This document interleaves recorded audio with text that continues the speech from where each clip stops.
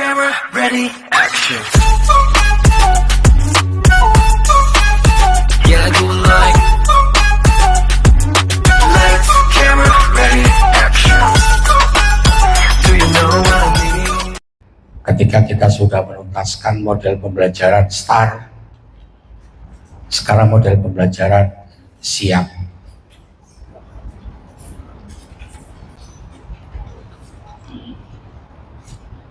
Saya akan langsung berikan contoh model pembelajaran siap.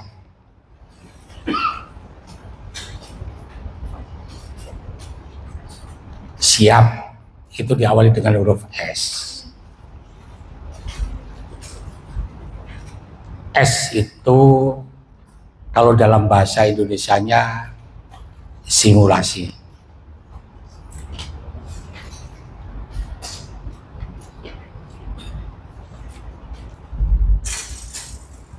Jadi kalau seorang pendidik mau mengajar, itu membuat skenario simulasinya terlebih dahulu.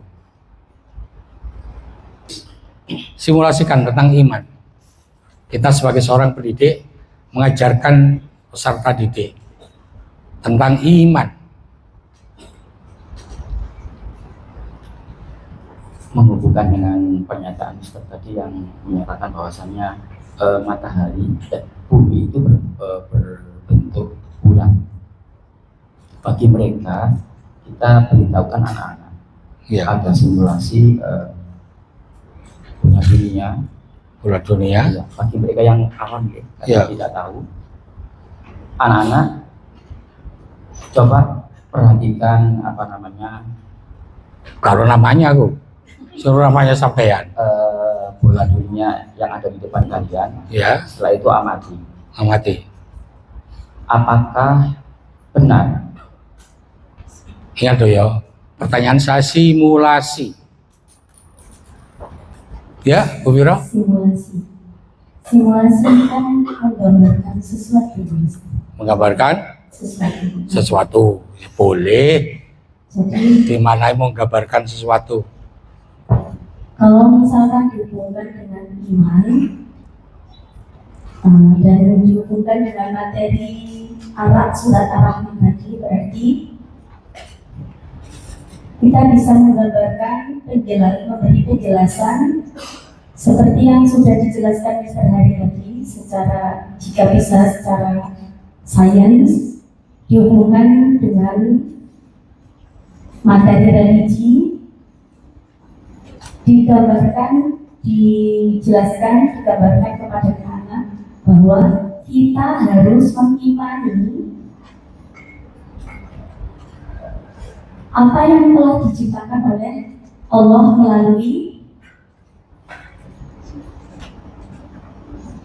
melalui tumbuhan yang disiapkan Allah di bumi tersebut. Sedangkan iman adalah mengucapkan secara lisan dan diyakini di dalam hati. Jadi dijelaskan kepada anak-anak bagaimana Allah menciptakan tanah, bagaimana Allah menciptakan tumbuhan, kemudian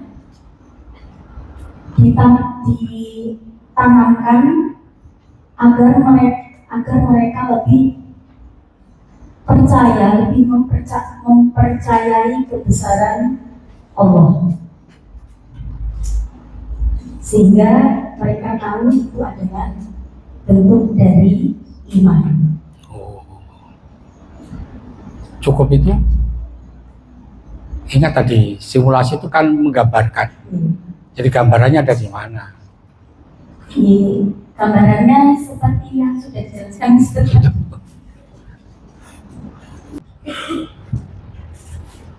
Kalau yang tadi bilang tentang tumbuhan, bagaimana tumbuhan itu bisa berkembang?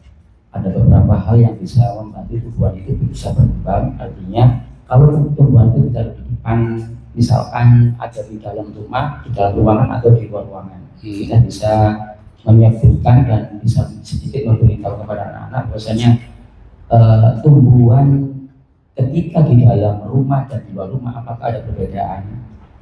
Setelah itu anak-anak diberitahu bila tumbuhan itu di luar ruangan ada sinar matahari. Sinar matahari itu bersumber dari ini dan itu. Sementara seperti itu. Segala sesuatu yang ada di bumi itu tidak terlepas dari kuasa Allah. Apapun yang terjadi pada bumi, pada tumbuhan, tentang perkembangbiakan tumbuhan dan manusia itu atas kehendak dan seizin Allah Subhanahu wa taala. Apabila ada seseorang yang di muka bumi ini tidak mengimani itu, tidak mempercayai hal tersebut, maka dia termasuk orang yang sangat sombong dan tidak berhak untuk ada di bumi ini. Sombong toh. Gak masuk kafir, gak iman ya? Iya. Iya. Iya. Termasuk apa? Orang yang tidak beriman. Sudah. Ada tambahan, Bu Viro? Sedikit bisa. Dikit itu Sapiro. Iman. Ya. Iman itu kan sesuatu yang belum pernah kita lihat, sesuatu yang belum pernah kita ketahui, tapi kita wajib mempercayai hal tersebut. Oh, gitu ya. Jadi, maka dari itu simulasinya Iya. kepada anak-anak kita bisa memberi stimulus dulu, memberi pertanyaan dulu. Ya apa? Pertanyaannya ya apa?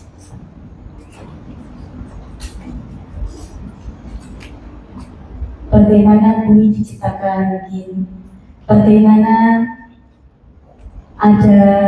kok bisa ada tumbuh-tumbuhan, siapakah yang menciptakannya, Oh gitu ya. bagaimana Allah menciptakannya.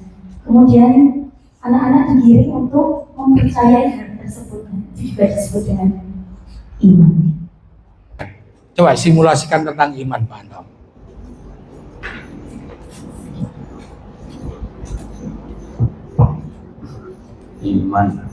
Iman itu intinya percaya.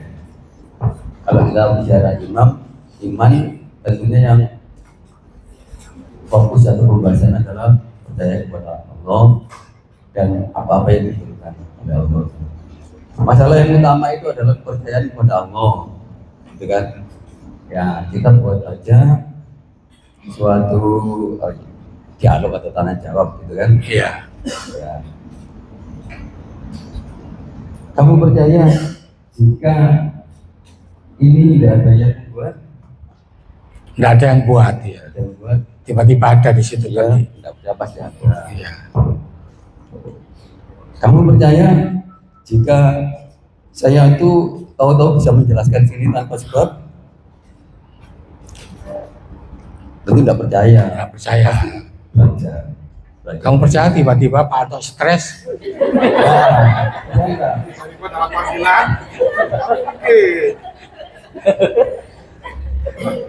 Percaya enggak? Gedung ini tiba-tiba ada. Jadi masalah kepercayaan adalah benarkah Allah itu ada? Masalah seperti itu.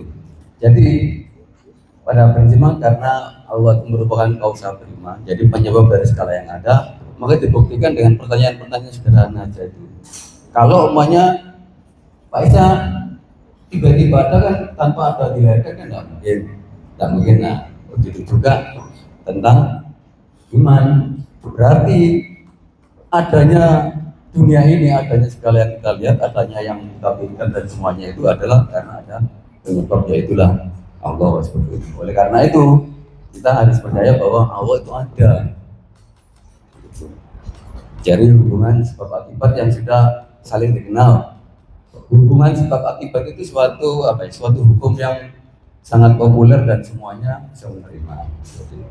Berarti Pak Anto, dari penjelasan sampean itu dalam proses beragama itu yang lebih kita utamakan pertama harusnya itu adalah bukan syariah tapi ma'rifah, kenal Allah. Ya, baik. Jadi apapun itu kita harus tahu ilmunya dulu. Ilmu dalam tataran pencarian tentang kebenaran itu kan melalui proses berpikir, melalui proses yang runtut untuk apa? Mendapatkan suatu benar-benar keyakinan itu. Itu awal dari ini saya berbicara pada saat kita belum mengenal agama. Dalam artian kita belum mengenal ajaran-ajaran itu. Pertama kali yang kita pertanyaan pertama muncul kan, benarkah Allah itu ada? Kan muncul seperti itu. Benarkah Tuhan itu ada? Nah, untuk membuktikan Tuhan itu ada, sudah kita banyak baca ya secara entah itu secara itu merupakan fiksi atau apa yang jelas seperti yang itu apa wujud sisi namanya wujud anak dibuang di mulo kemudian di hai ibu yang san seperti itu apa hai ibu yang san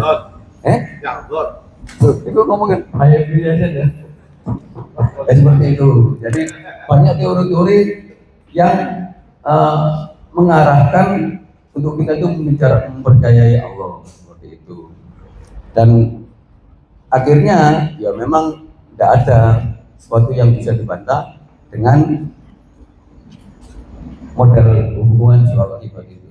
Itu yang paling mudah. Kalau pendapatnya Pak Anto, saya coba patahkan. Pak Anto kenal Dahlan Iskan? Apa? Tahu Dahlan Iskan? Ya, ya. Tahu Dahlan Iskan? Ya. Dia kuliah S1 Ya. Tarbiyah Ya. dari IAIN. Ya. Bos besar Jawa Pos. Sekarang masih Buddha ya. Iya. Sekarang Buddha Suci. Ya. Nah, itu berarti secara syar'i Dahlan Iskan itu sudah mempelajari Ya. teori Ya. ajaran Islam itu sudah dipelajari. Ya. Tapi tiba-tiba di tengah perjalanan hidupnya dia banting setir masuk ajaran Buddha Suci. Bagaimana itu bisa dijelaskan dengan argumentasi yang barusan diberikan Pak Anto? Itu beda kasus Pak Adi.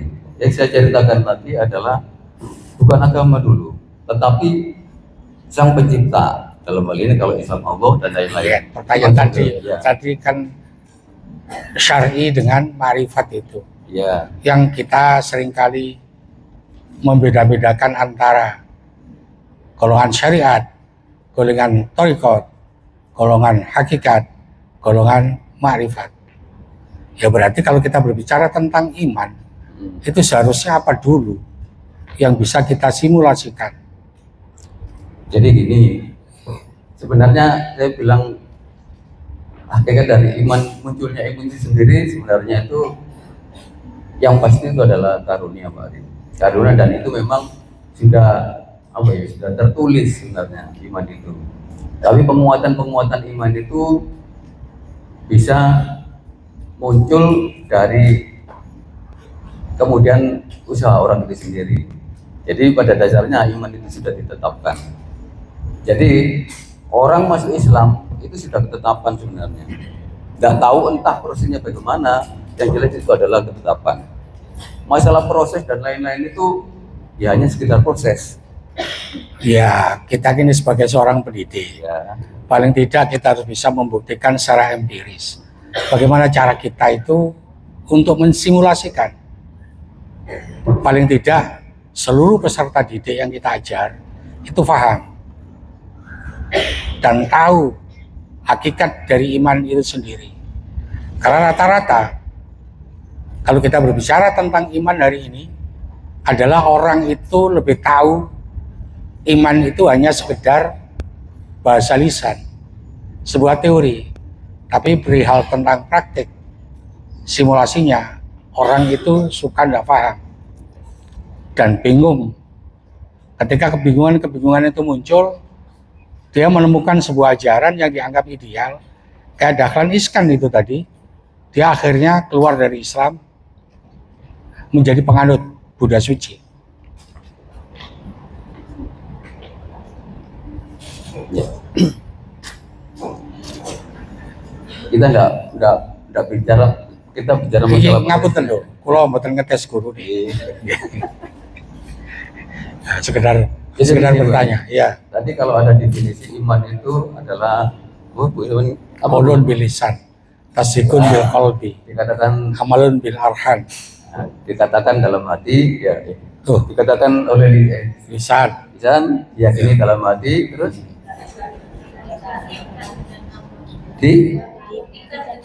dibuktikan dengan amal, ya dibuktikan dengan amal. Itu kalau menurut saya masih kurang, Nah, karena kita harus menerima semua konsekuensi yang ada. Jadi nggak hanya mengamalkan itu kan hanya ya mengamalkan ya. Tapi menerima semua konsekuensi itu adalah ruh dari menjalankan yang disebut iman tadi, menjalankan apanya tadi. Jadi menerima konsekuensi tentang ya definisi iman itu tadi, sebagaimana halnya pada kita doa tiap hari raditu billahi robba wa bil islam madina. Coba kita tanya dari dalam diri kita sendiri, apakah sudah seperti itu? Nah itu, jadi itu adalah fakta yang sebenarnya bahwa ucapan-ucapan itu benar, definisi itu benar, tetapi tetap tidak menyentuh esensi. Mungkin juga kasus dalam iklan juga seperti itu, esensinya tidak tersentuh di situ. Pada saat kita melakukan saya percaya, saya ridho, ya Allah itu sebagai Tuhanku, Muhammad itu sebagai Nabi. Kalau udah mengatakan ridho, itu seperti yang iman itu aja tidak cukup mengatakan itu. Karena apa? Harus ada menerima konsekuensinya dengan sebenar-benarnya. Seperti itu. Jadi kalau kita ngomong konsekuensi sebenar-benarnya, itu seharusnya tidak ada toleransi. Karena manusia, ya pasti ada salah, tidak apa-apa. Oleh karena itulah kita disuruh terus bertobat. Karena apa? Kita tidak akan bisa mampu memenuhi yang katakan konsekuensi tadi. Seperti itu. Jadi kemungkinan juga loss-nya dari Dahlan Iskan itu adalah tidak tersentuh yang bagian itu. Dia hanya mencerna. Jadi pemahaman tentang agama, pemahaman tentang Tuhan itu bukan masalah apa ya istilahnya itu mengakui, bukan masalah pasrah, bukan masalah menyerahkan diri. Islam katakan Islam berpasrah kan, berserah diri. Itu bukan termasuk berserah diri. Banyak orang-orang yang lebih hebat daripada orang Islam sendiri tentang segala hukum dan segala macamnya. Saya pernah membaca suatu dari apa gitu. Dia menceritakan seorang Habib bertemu orang di pesawat, itu barangkali ada yang membaca. Di situ ternyata dia itu Al-Quran sudah hafal, kitab-kitab Al-Ghazali semuanya sudah hafal, Balaghul Maram dan semuanya sudah hafal. Tetapi ditanya, apakah itu agamanya Islam? Tidak. Apakah tidak? Seperti itu. Nah, seperti itu. Jadi masalahnya itu bukan ilmu. Ini menunjukkan bahwa iman itu adalah karunia. Endingnya di karunia. Seperti itu. Sebagaimana memperoleh karunia itu agar kita semua mendapatkan karunia. Ya dicolok Pak. Dicolok. Jadi kita mengikuti instruksi yang sebenarnya sudah sering kita dengar. Instruksinya siapa? Allah. Jika kamu berjalan mendekati aku satu langkah, maka ya itu instruksinya Allah. Kan ya itu yang harus. Kan murid itu direpresentasikan dengan instruksi guru. Iya. Ya. Ini murid kurang ajar ya. Murid SD apa murid apa ini? Minimal pengetahuan kita itu kan harus komprehensif. Ya.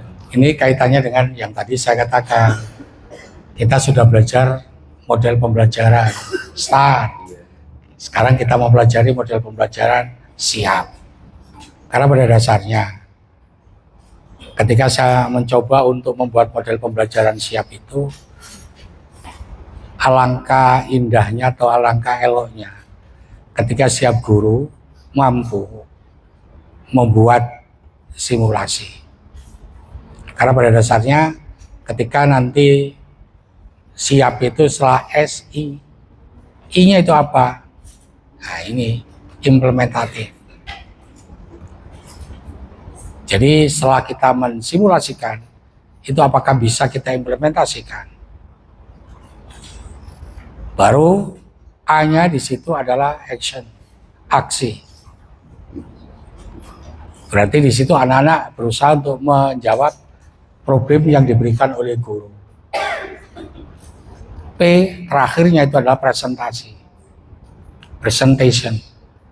Nah, ketika peserta didik mampu mensimulasikan, mampu mengimplementasikan, mampu action, menjawab segala macam problem yang ada kaitannya dengan pembelajaran, maka peserta didik itu akan mampu dia berpresentasi. Tujuan akhir dari pembelajaran itu adalah kemampuan kita berpresentasi.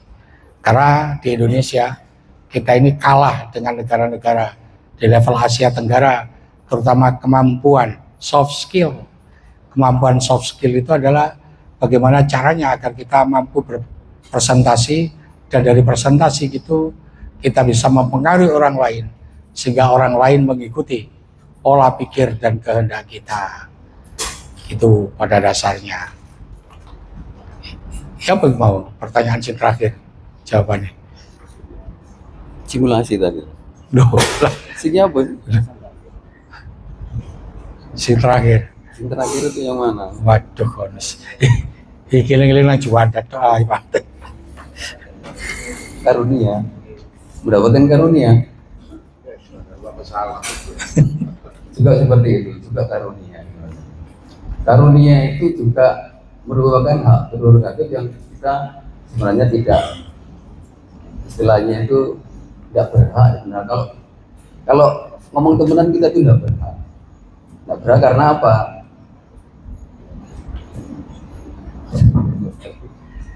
Karena yang sudah kita terima itu sudah tidak, kayaknya sudah tidak perlu itu gitu loh. Apa-apa yang sudah kita terima itu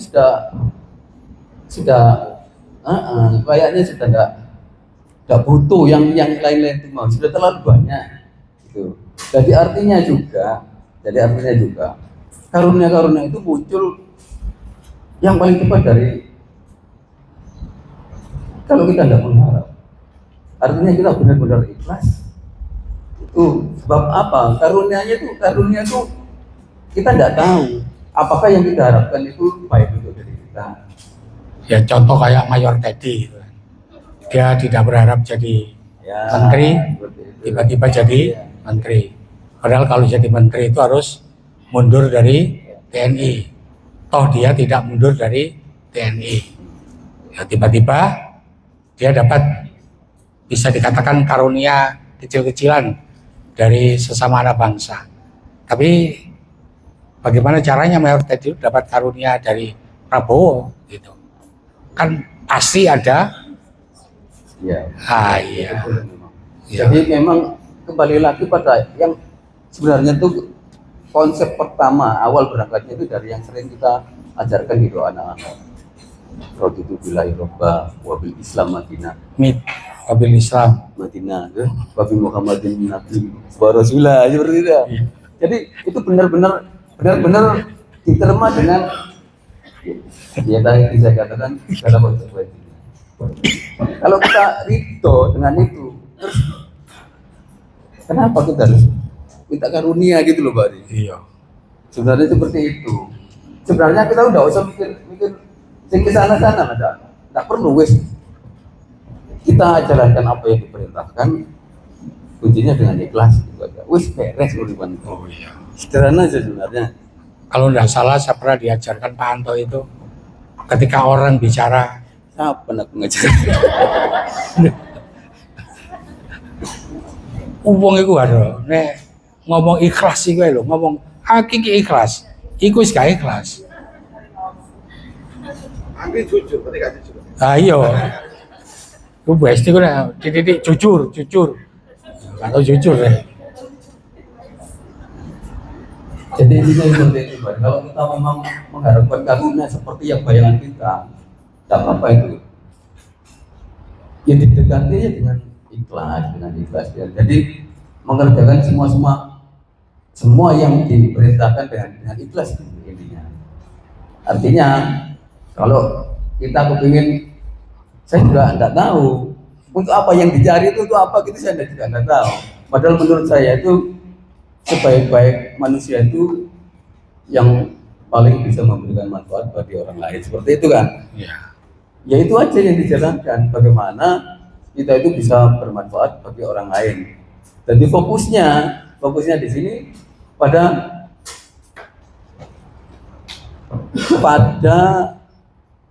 apa ya? Tujuan penciptaan kita. Jadi kita diciptakan sebagai pemelihara, sebagai khalifah. Yaitu yang kita jalankan. Masya Allah, susah kita ini dalam berhijrah, move on.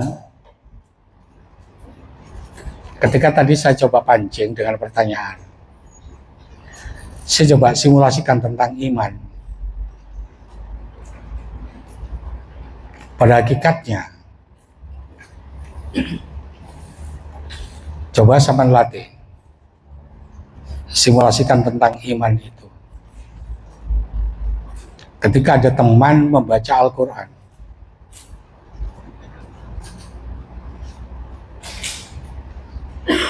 buka mata hati kita.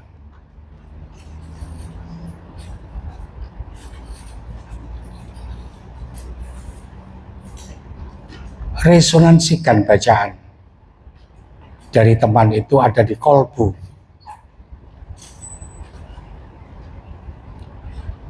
Ketika resonansi itu sudah mampu kita tangkap, ingat bahwa resonansi itu ikut bergetarnya suatu benda karena getaran benda lain. Ketika mata hati kita buka, maka mata hati kita itu ikut resonansi. Sambil contoh tadi, sepanjang membaca, Bu Viro ada di depan. Saya coba resonansikan ada di dalam kolbu. Ketika resonansi itu sudah jalan, maka secara otomatis hati ikut bergetar, maka seluruh anggota tubuh ikut bergetar, otak kita juga ikut bergetar. Ketika otak kita itu ikut bergetar, maka di situ proses penyimpangan dan penyelewengan. Apa yang kita dengar, apa yang kita baca, itu insya Allah tidak bakalan saliwang. Akan terjadi sinergitas. Di KKG yang lalu, saya sudah paling tidak jelaskan. Ketika kita sampai pada Ainul Basyirah, mata hati kita ini sudah terbuka, maka secara otomatis mata hati kita itu akan meneruskan di otak kita. Ketika otak kita ikut terbuka juga, maka secara otomatis otak itu adalah sentral dari segala macam gerak tubuh, olah kata, olah rasa. Maka proses saliwang itu tidak bakalan muncul. Dan itu coba sama lakukan dan latih ketika dalam posisi sholat. Ketika sama mencoba ke arah sana, maka sholat pun susah kita untuk selingkuh. Takbiratul Ikram ya betul-betul takbiratul Ikram. Kita baca Fatihah, ya bacaan Fatihah itu sampai ada di dalam otak kita, yang sama sekali kita tidak sempat untuk berpikir yang lain. Jadi mensimulasikan iman yang tadi sudah disebutkan, qaulun bil lisan, tasdiqun bil qalbi, amalun bil arhan.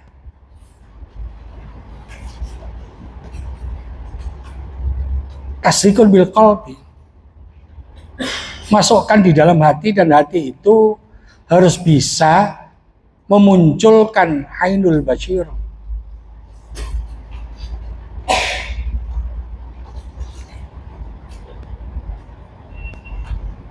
Itu coba kondisikan dan latih. Mengapa yang saya lebih cenderung jelaskan di ainul basyirah?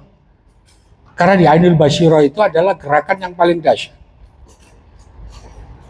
Yang kapan hari saya sudah terangkan itu, ibarat dari kolbu kita itu akan muncul pancaran yang memancar deras seperti halnya air. Dan yang perlu diingat, air itu adalah menekan ke segala arah. Maka secara otomatis orang itu akan jadi gampang terkonsentrasikan.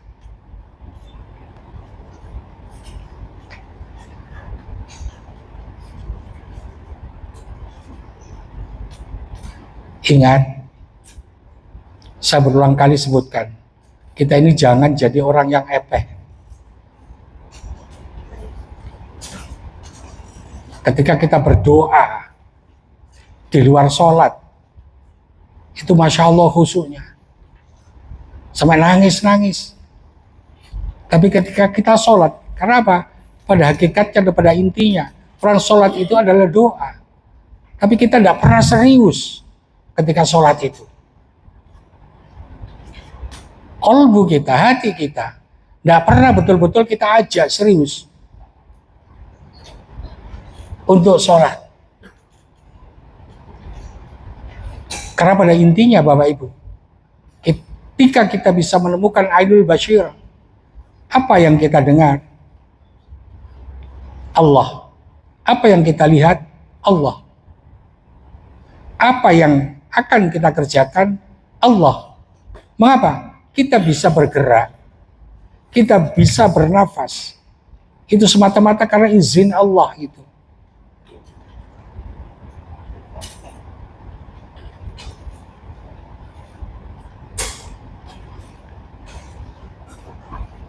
Jadi kalau kita berhenti pada proses simulasi, ketika kita menjelaskan tentang iman, itu lebih tekankan pada mensimulasikan diri kita, kolbu kita, itu untuk dibuka mata hatinya. Dengan membuka mata hati, maka di situ akan bisa kita beresonansi. Ketika kita mencoba untuk beresonansi, apa yang dibicarakan orang, apa yang dibaca orang, itu pada intinya adalah pertolongan Allah semua. Akibatnya apa? Orang lebih menolak ketika mendengar sesuatu yang bunyinya ghibah, yang bunyinya saling menjelekkan, yang bunyinya saling mengolok-olokkan orang.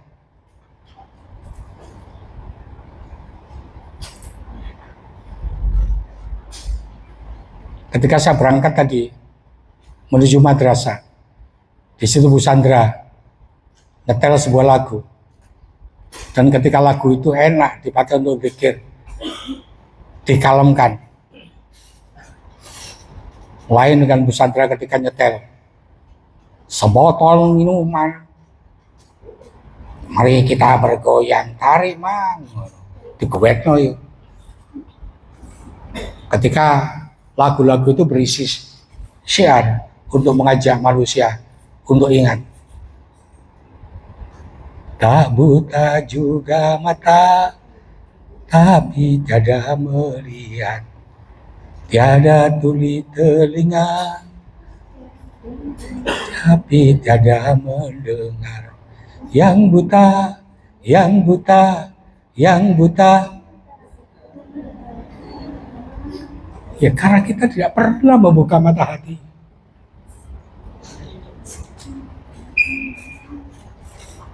Coba itu diketuk, coba itu dilatih. Agar mata hati kita ini punya sensitivitas tinggi.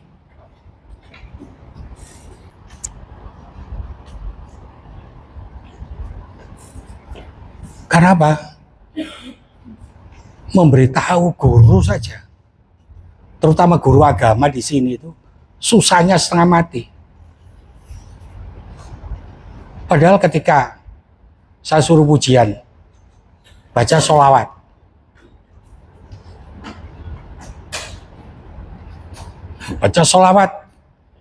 mentok yang ada di otaknya guru-guru itu cuma sholawat Ibrahimi.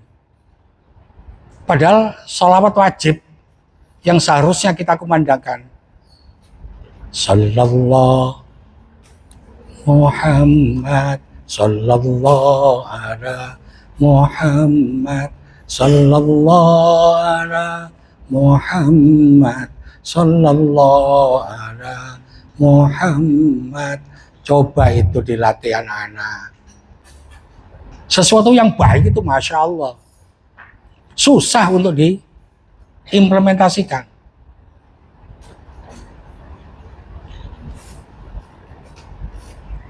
Andai sampai baca sholawat sallallahu ala Muhammad itu dalam proses pujian, nanti ketika sudah sampai 100 baru komat laksanakan sholat. Nanti sholat zikir, tidak usah lagi baca sholawat, selesai. Karena apa? Yang dikejar, yang direbut, yang ingin diraih itu ada sesuatu yang aneh-aneh. Ayo dilatih hati kita ini, agar mata hati kita ini bisa terbuka.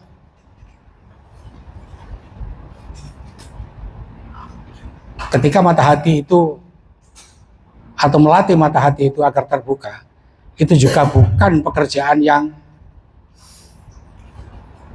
sulit. Bukan pekerjaan yang sulit. Berarti termasuk pekerjaan yang mudah. Tapi butuh istiqomah. Gangguan itu paling banyak dari manusia, yang seringkali mengganggu konsentrasi kita dalam membuka mata hati. Itu kalau kita berbicara tentang iman. Kalau berbicara tentang pelajaran yang lain, Pak Ari, ambil contoh ketika kita membelajarkan anak tentang bangun ruang. Simulasikan berarti bangun ruang itu adalah gabungan dari bangun datar. Coba berikan beberapa bangun datar. Gabungkan dari beberapa bangun datar sehingga membentuk sebuah volume. Maka anak akan paham benar bahwa dari proses simulasi, ketika orang berbicara tentang volume, maka di situ ada gabungan dari beberapa bangun datar. Bisa dikatakan luas alas, luas sisi-sisi, dan luas alas atas. Dari situ akhirnya orang akan bisa mencari berapa rumus volumenya. Jadi ilmu itu akan amat sangat bermakna ketika kita mampu mengeksplor kemampuan peserta didik, apa yang ada di otak peserta didik, itu untuk kita buka, kita kembangkan dengan dalih dan dasar. Coba sentuh mata hatinya. Jangan kalah dengan Ari Lasso. Nah, langsung ngono apa? Sentuh lagi ya. Nek wayahe bahas pelajarannya gak nyambung. Ngomong Ari Lasso apa lagunya. Jadi pada dasarnya itu, ketika kita berbicara tentang simulasi, setelah kita mampu mensimulasikan, maka kita harus mampu mengimplementasikan. Itu tadi contoh implementasi dari, contoh simulasi dari bagaimana kita membuka Ainul Basyirah.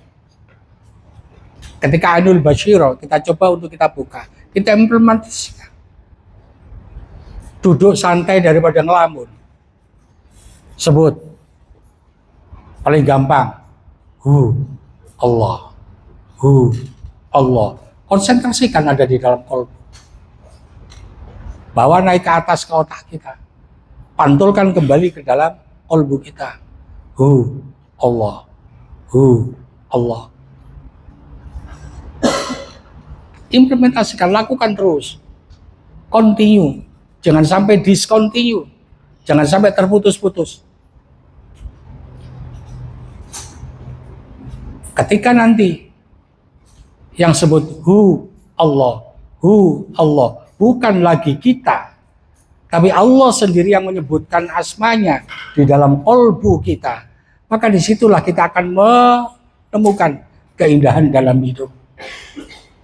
Jadi konsentrasi itu bukan lagi ke kita, itu urusan dunia yang kita cari. Karena apa? Kita ini sudah asyik dengan asma Allah yang ada di dalam kolbu. Ketika kita asyik dengan asma Allah yang ada di dalam kolbu, otak kita akan terhanyut. Yang kita pikirkan itu bukan urusan dunia, tapi yang kita pikirkan, kita akan ditunjukkan oleh Allah. Bagaimana kita ketika nanti ada di mahsyar, bagaimana kita mendapatkan perlindungan Allah ketika kita ada di mahsyar, bagaimana kita mendapatkan syafaat Rasulullah.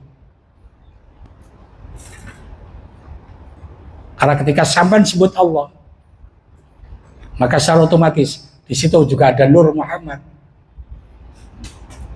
Jadi implementasikan sebut Allah, kita akan menyebut asma Rasulullah.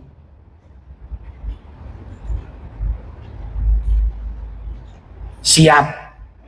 Setelah itu ketika tadi muncul pertanyaan yang rada menggelitik.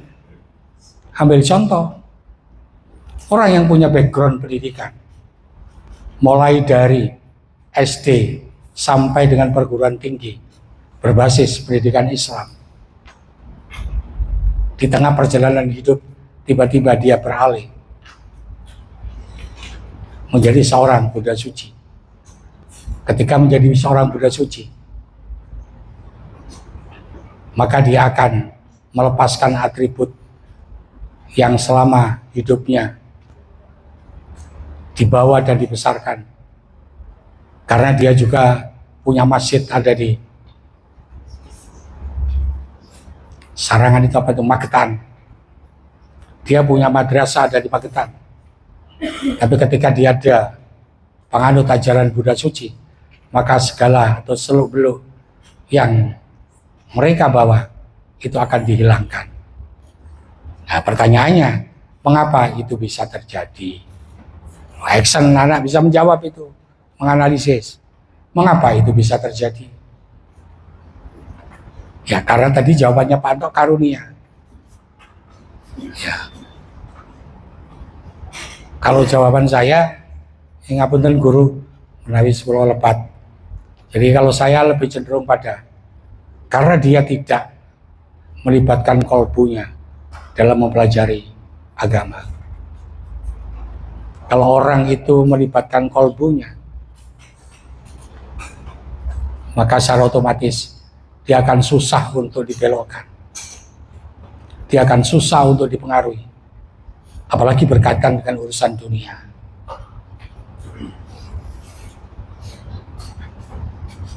Setelah action, presentation. Ya, nak disuruh presentasi tadi tentang iman. Jadi pada intinya kepada hakikatnya, anak akan tahu benar tentang iman. Itu hakikat iman itu seperti apa. Tidak seperti kita-kita ini. Dan yang perlu sama ingat semua bahwa kalau kita berbicara tentang agama itu tidak bisa kita pisah-pisahkan antara syariah, thariqah, hakikat dan ma'rifat. Hadratus Syekh Mbah Mun sendiri mengibaratkan antara syariah dengan thariqah. Syariah itu diibaratkan sebuah perahu. Thariqahnya adalah air laut yang akan diarungi oleh sebuah perahu itu. Perahu itu akan bisa selamat dan akan bisa bergerak apabila tidak terjadi kebocoran. Perahu itu akan bisa mencapai dermaga, akan bisa mencapai tujuan apabila orang yang ada di dalamnya itu bisa mengendarai perahu itu dengan baik. Artinya apa?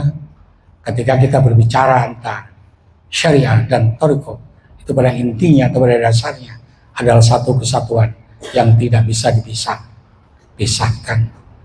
Karena pada dasarnya thariqah itu adalah mengajarkan manusia untuk menuju hakikat. Itu saja yang saya contohkan. Minggu depan nanti saya ambil contoh konkret pelajaran di luar agama. Jadi itu saja yang perlu saya sampaikan. Kalau ada pertanyaan, saya akhiri. Assalamualaikum warahmatullahi wabarakatuh.